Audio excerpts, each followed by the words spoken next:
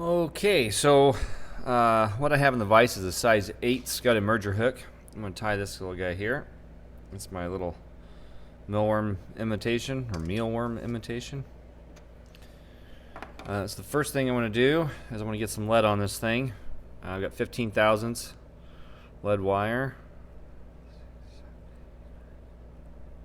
I want to get about 12 to 15 wraps in. Somewhere right in there. And that'll be good. And this is just going to help, well, it'll add a little weight, but it'll also kind of help shape the body as we go. And I situate that so that the back here is just above the barb. Thread I'm using is Uni thread 6.0 in camel. And I'm just going to start my thread up top here, and I'll jump it all the way to the back, capture it, and slide it back into place. And then move my tag, and then I can kind of build a thread dam and wrap it all in on either side. Just found it to be a little easier for me to do it that way when starting my wire kind of in the middle and the back. Okay, so next I'm going to add the rib. The rib's going to be small ginger wire, and I'm going to tie this guy in on the bottom side of the shank. I like doing it on the bottom side on most patterns, but on this one, because that's kind of the way it just helps me naturally wrap, I guess, up the body material when it's time to wrap the body material. The body material is Kylie's nymph skin in translucent bug gut. And my hands here, and I kind of trim that to a little point. And I just catch that in the back here.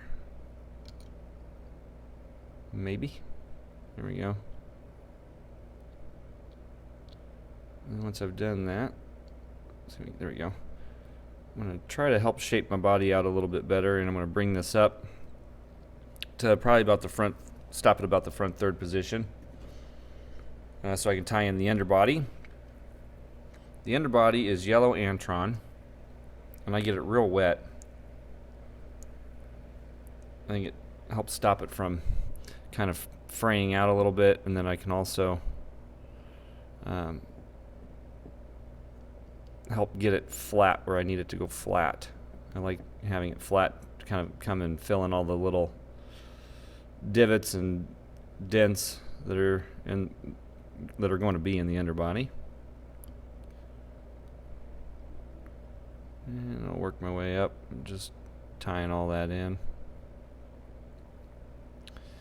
And I'm going to start to wrap. Now when I do this, I take it and I'll pull it so that I get it as flat as I can.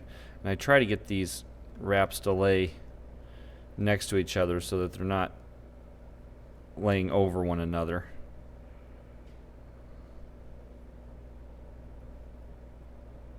And always work it out and try to get it flat again if possible.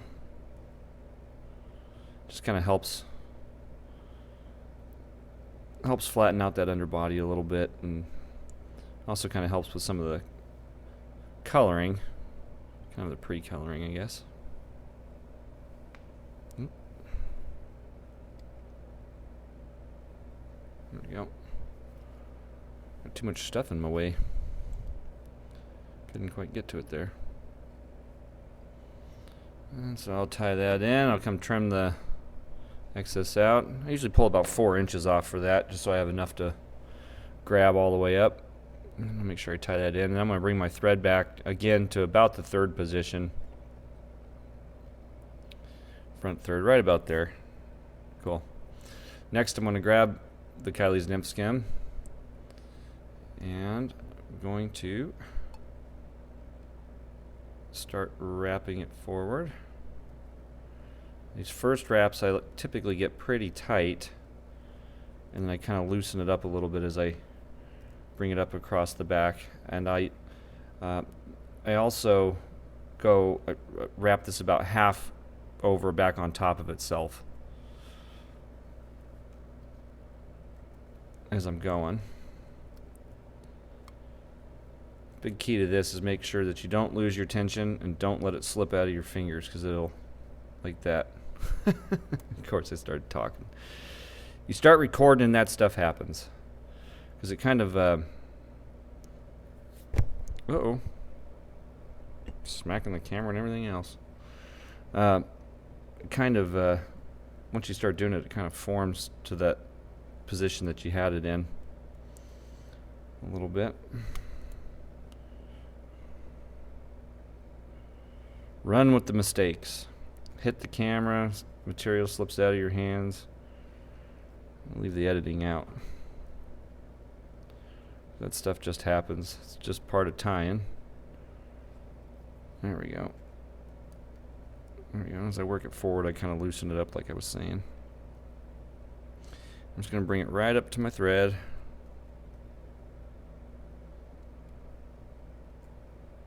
And maybe go one more over the front. Just to make sure I've got enough of it covered. I'm going to put 3 wraps in. On the back side, I'll put a couple in the front, and I'll put a couple more in on the back. Make sure I've got it tied in. Stretch this out. Don't pull it too tight. And you can cut it away. And now you can kind of come in and cinch that down and clean it up a little bit. Okay, so for the next part, I'm going to start the coloring process. I'm going to just take a yellow Sharpie and go over the whole bug, or at least the latex part of it.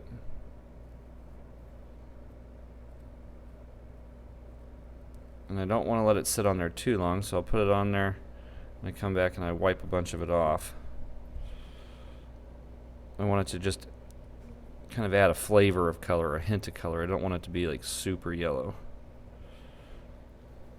That's good. The next, I'm going to grab the orange Sharpie and I'm going to work from side to side. So you kind of do a little lateral line like that, and I'll just rotate the vise as I go back and forth to either side. Now I'll let this one sit for just a second, and then I'll come in and kind of dab this stuff off too. We're going to do this, the second 2 colors again. And then for the final color, I'll take a brown Sharpie and just run it across the back. I don't want to go down all the way around the sides. I just want it up top primarily. Again, I'll let it sit there for just a second, kind of get in there, and I'll come in and dab it out, so that way the back is kind of a little bit darker. You don't need to make it perfect just yet. Like I said, we're going to do it again. Next, what I've got is we're going to add this little back to it. And what I'm using here is this Rainey's Brown Stretch Flex. It's a 1/4 inch, and I only need half of that width, so I've cut it down to 1/8. And I only need a ½ inch maybe of material. And so I'll tie it in right on top. I just want to make sure it's sitting right on top around the back. Try that again. There we go.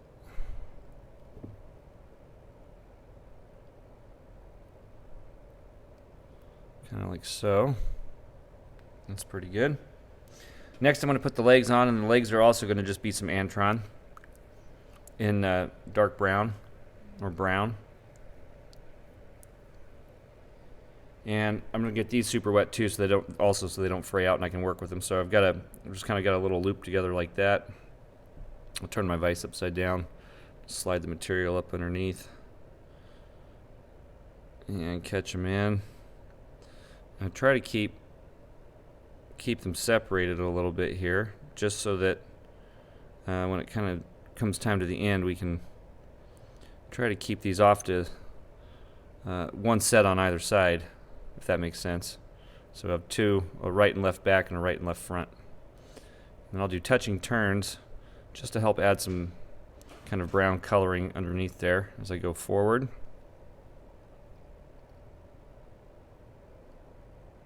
And I'll get up to right about where I want that head.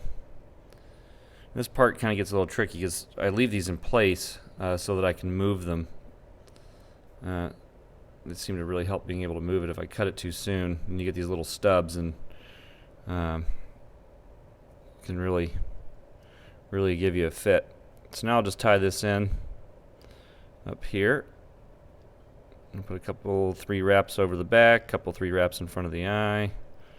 Jump right back to the back, couple more. I'm going to kind of work back a little bit just to make sure I get that guy locked in.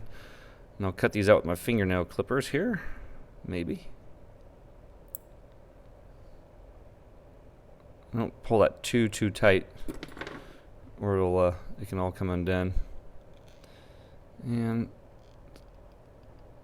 any leftover loose material, I try to tie it going towards the back so it keeps it away from that eye. There we go, like so. That's good. Next, I'm going to bring my rib up.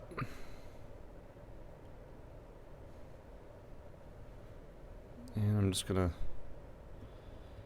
basically follow the Kylie's nymph skin all the way up.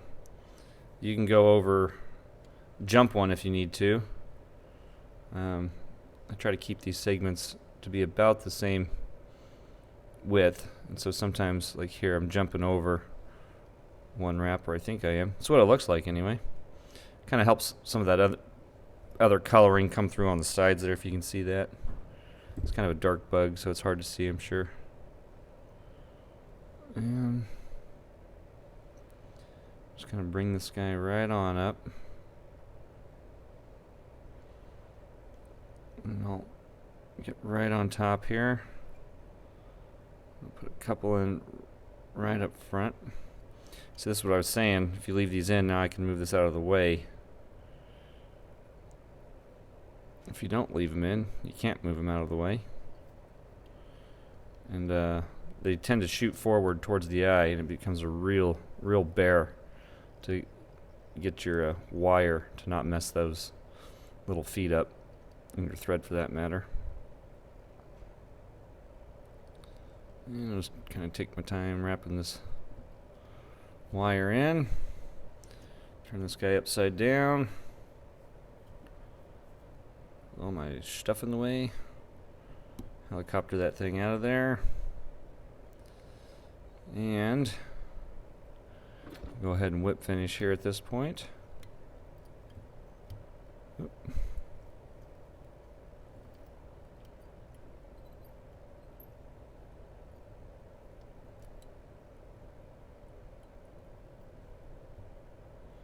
And stick myself. That's good. This part's a little finicky right there, getting that in. I don't go crazy with this whip finish just because it's pretty glue heavy. And so what I'll do now is I'll actually come in and add just a drop of crazy glue on the thread. And let that soak in. That way that's nice and sealed. I can pull these guys tight and trim them out to the desired length. There you go. That looks pretty good. And got any little extra fuzzies hanging out there I want to get rid of, now's a good time to do it before we move into the Solares portion of this. Alright, cool. So next I'm going to take my Solares. I'm going to apply a decent amount right along the back here and just kind of run it down. And then I'll grab my bodkin. I typically turn this upside down to avoid having that glue run into the, or that resin run into the legs. Now I can get the underside. And I really try to, excuse me, I really try to avoid those legs. That way they can be sort of animated in the water. And quickly come over here and do this side. I try to do this in about 2 coats of Solares. Sometimes it takes 3. Just depending on how symmetrical you want it. And that's good. It's good enough for coloring. Come in and zap it.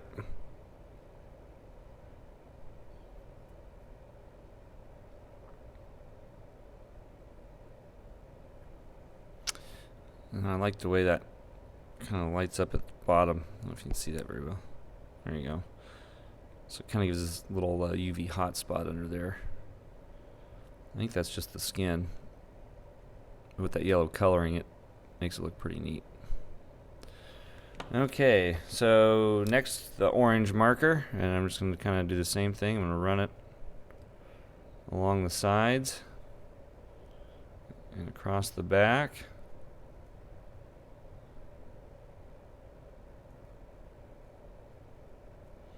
And kind of get some of that coloring up in to the front portion like so. I'm going to let this one sit for just a few seconds longer than I did the other one. Try to get it to stick a little bit better. And I'm just going to come in lightly dab. And that kind of helps blend it around a little bit. Now I'm going to take my brown marker and I'm going to run it right over the back, coming all the way up into this front area. And that really helps kind of blend all this color together along the back. And I don't go too far down the sides either. I kind of stay with the brown, I kind of stay up top. Kind of like so. Next, I'm going to come back with some more Solarez and put it right on top of all this.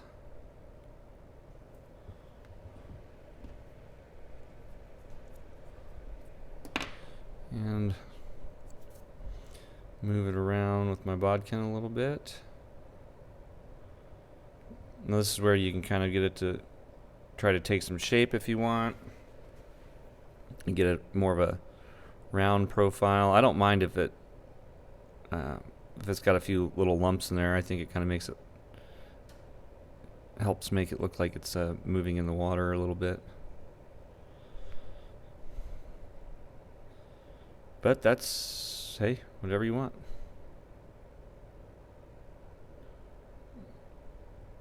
I want to get it down on these sides here.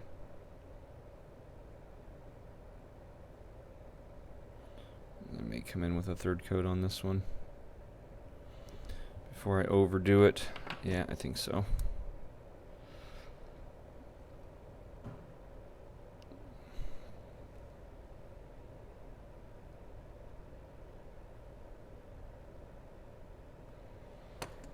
I'm gonna have to get it to hold into place. And I'm gonna come in on this side. It's just not quite getting enough over there.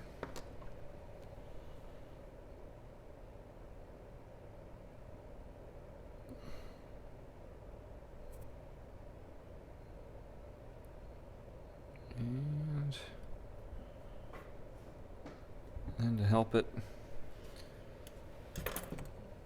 get round, just leave it upside down for just a second and let it smooth out and do its thing. And blast it again.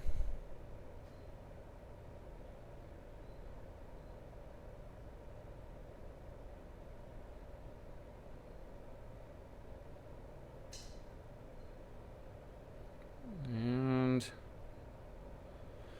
there you go. There's my little mealworm pattern. I hope some of you guys like that. It's a pretty fun little guy to tie. If you liked the video, feel free to subscribe to the YouTube channel. Give it a thumbs up. You can also click that little bell down below to get the notifications when more videos come out.